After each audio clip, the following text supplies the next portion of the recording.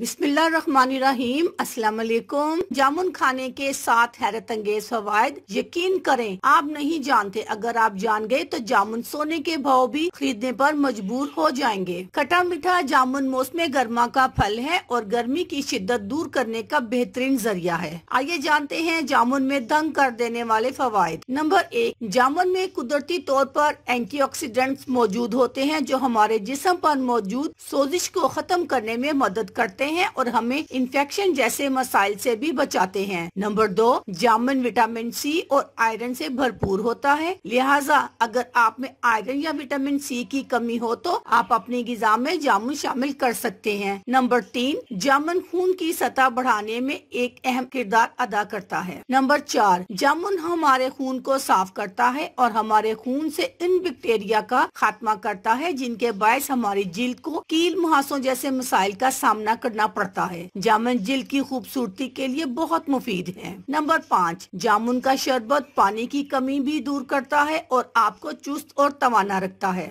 Number 6, रसीले जामुन गिजायत से भरपूर होते हैं। जामुन फाइबर का भरपूर जरिया होते हैं और ये आपको पेट के दर्द, तेजाबियत, सीने की जलन और कब्ज जैसे मसाइल से निजात दिलाने में मामून साबित होते हैं। नंबर 7, जामुन और कोलेस्ट्रॉल और ब्लड प्रेशर की सतह को कम करने में मदद कर सकते हैं जो दिल की बीमारियों के लिए एक अहम खतरा है। हाई ब्लड प्रेशर वाले मरीजों के लिए फल बहुत मुफीद है। अल्लाह हाफिज।